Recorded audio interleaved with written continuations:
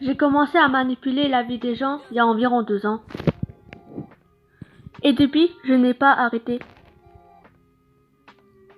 La première fois, c'était pour rendre un service. Un des amis était à Washington, à New York. Un soir, j'ai été en agence de voyage. Et ensuite, j'ai créé un robot de jeu pour mon ami pour faire croire. Et j'ai gagné 2 millions d'euros.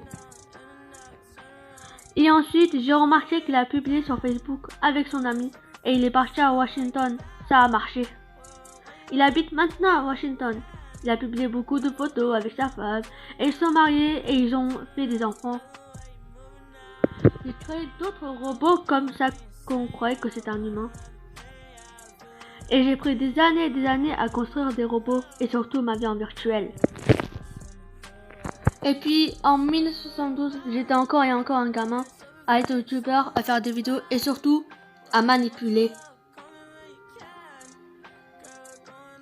Ensuite, j'ai commencé à être un grand youtubeur. Plus je grandissais, plus je devenais fou. Et quand j'ai cherché du travail, je suis devenu un grand youtubeur de robots, de youtubeur. Et ensuite, j'ai passé ma vie à créer des jeux qui étaient des personnages. Je m'inspirais de la vie réelle et des mondes virtuels. Mais le problème, c'est qu'aujourd'hui, c'est l'inverse.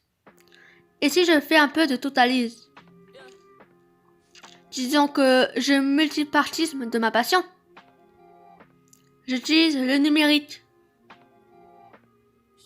pour créer des biologiques. C'est fatigant et je vais vous montrer quelque chose comme l'enchaînement. On va aller le plus loin possible. Effet domino. J'ai la main mise sur vos portables. Les datas dans